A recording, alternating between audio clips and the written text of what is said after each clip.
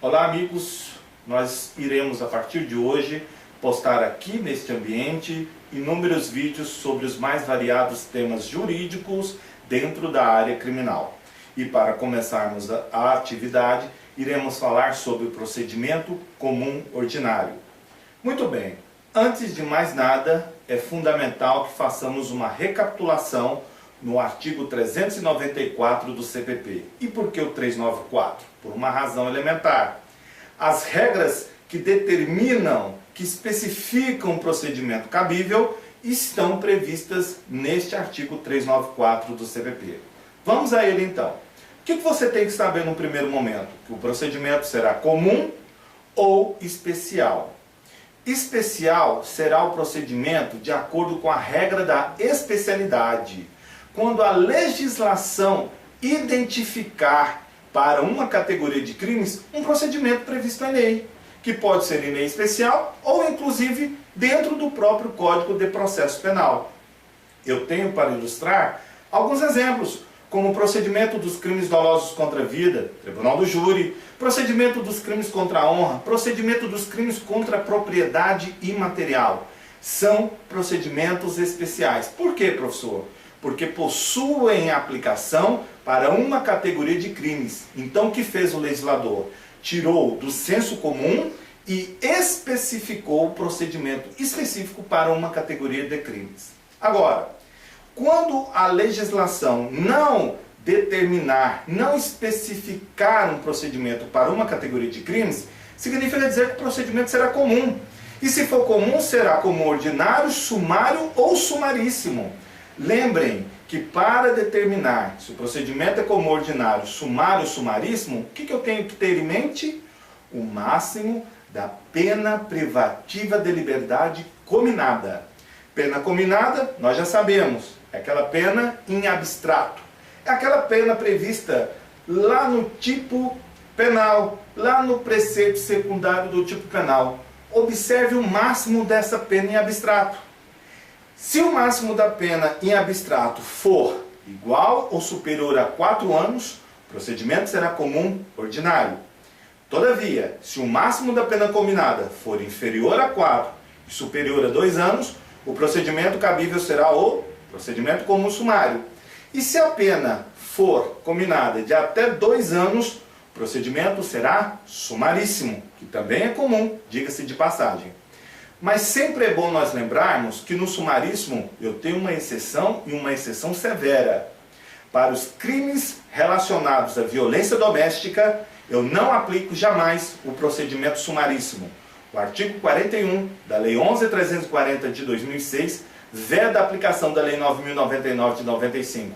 Logo, eu não aplico o procedimento sumaríssimo para os crimes relacionados à violência doméstica, independentemente da pena.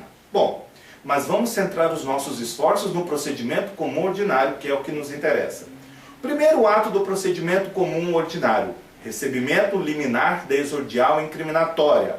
Ou seja, aquele juízo de admissibilidade da ação penal, onde o juiz acata a ação penal por entender que realmente existem indícios suficientes de autoria e prova da materialidade, claro, nos crimes que deixam vestígios, em face daquele imputado.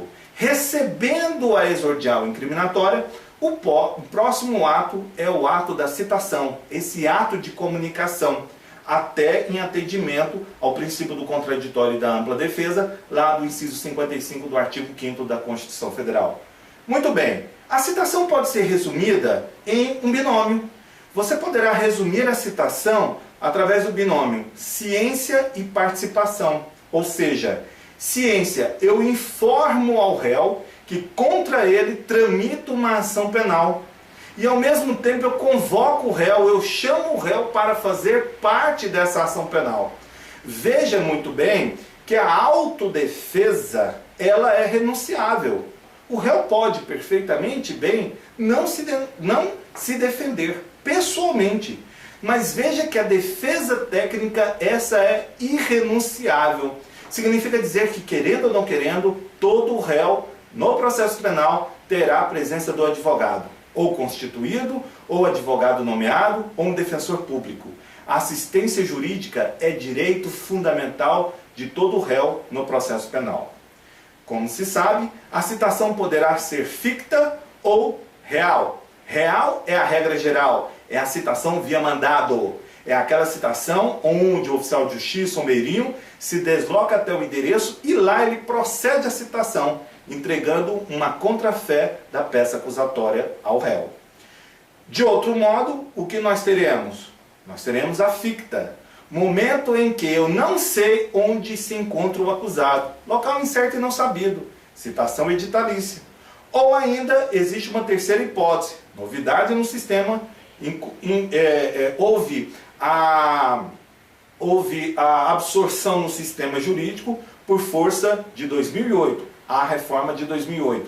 Citação por hora certa, onde eu tenho o endereço, eu sei o paradeiro do réu, mas ele coloca e está colocando óbice na realização do ato. Então o oficial de justiça realizará a citação por hora certa nos termos do Código de Processo Civil. Feita a citação, abre-se um prazo de 10 dias para a apresentação da resposta à acusação, também chamada de defesa preliminar, como queiram. É a primeira defesa escrita, é peça obrigatória, não se esqueça desse detalhe. É peça obrigatória onde eu vou poder arrolar testemunhas, no procedimento comum ordinário até 8, onde eu vou poder juntar documentos, onde eu vou poder requerer a realização de perícias, como a realização do exame de insanidade mental, eu vou requerer ao Poder Judiciário a instauração desse incidente, onde eu vou poder requerer inúmeras outras perícias de acordo com as peculiaridades do caso concreto. Sempre é bom lembrar aqui uma dica de prática. Não basta requerer confiando que o juiz fará o deferimento daquele requerimento. Não. Você terá que fundamentar.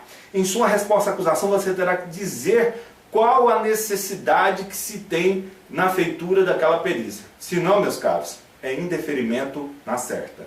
Além disso, nesse prazo de 10 dias, eu tenho a oportunidade, e é uma oportunidade que inclusive é preclusiva, de oferecer as chamadas exceções.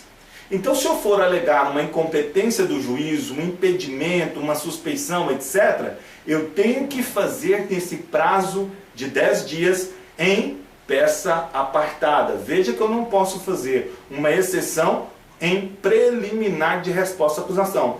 Tem que ser em uma peça apartada. Muito bem. E o que eu vou poder alegar nessa peça resposta à acusação? O Código diz tudo que for de interesse da defesa. Agora, tudo não significa que você vai alegar qualquer coisa. Eu não posso, por exemplo, nesse momento, requerer uma absolução com base no 386 do Código de Processo Penal. Eu vou requerer aquilo que o procedimento me oferece. Então, uma dica para vocês. Olhe bem o artigo 397 e as suas hipóteses. Veja o que ele te oferece, porque é com base nisso, por exemplo, que você poderá requerer. Você poderá requerer uma rejeição ou não recebimento definitivo, haja vista que o fato pode ser atípico, ou ausência de justa causa, ou outra questão qualquer. Bom, então você poderá alegar tudo que for de seu interesse. Ofertada a resposta à acusação por advogado, o juiz então manterá o recebimento ou fará a rejeição da peça acusatória.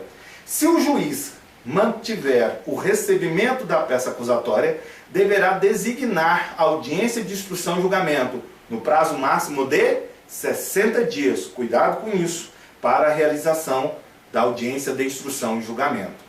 Nesta audiência de instrução e julgamento, note, nós teremos a inquirição da vítima, se for possível, a inquirição das testemunhas de acusação, posteriormente de defesa, inquirição de peritos, se for o caso, reconhecimento, acareações, diligências outras e o interrogatório.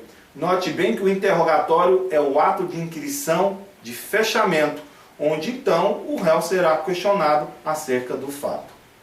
Muito bem, fechado o interrogatório, nós teremos o momento dos debates orais. Veja, a regra é o oferecimento das alegações finais orais, pelo prazo de 20 minutos, podendo ocorrer prorrogação por mais 10 minutos. Note que essa é a regra. Todavia, quem milita no dia a dia forense sabe que essa regra se tornou uma exceção. porque a exceção é o oferecimento dos tais memoriais no prazo de 5 dias, que somente poderão ser ofertados em caso de complexidade da causa, diligências pendentes, que não podem ser realizadas na própria audiência, ou ainda em caso de pluralidade dos réus. Mas por uma questão de conveniência forense, adotou-se o oferecimento dos memoriais, o que nós achamos acertadamente, como sendo regra geral. Após o oferecimento dos memoriais, nós temos a prolação da sentença. Note bem que os atos, em termos quantitativos, são poucos, são diminutos. Isso tudo foi motivado em busca de uma prestação jurisdicional célere. Não se esqueçam, artigo 5º, inciso 78 da Constituição Federal, que veio acrescentado por força da emenda constitucional número 45, estabeleceu a chamada duração razoável do processo. Então eu tenho que atender a isso. E o nosso legislador assim estabeleceu. Enxugou o procedimento, veja, muito rápido, muito sintético, estabelecendo assim uma prestação jurisdicional mais rápida, diminuindo basicamente o sentimento de impunidade, porque a justiça tardia realmente provoca o sentimento de impunidade. Basicamente esses são os pontos mais relevantes, resumidamente, nesse primeiro vídeo. A seguir, nós iremos falar sobre outros temas mais específicos, tanto do penal, do processo penal, quanto de prática. Aproveito e lanço o debate, tá? Fiquem à vontade para questionamentos abaixo do vídeo, proponham temas, estamos totalmente à disposição. Forte abraço e até o próximo vídeo.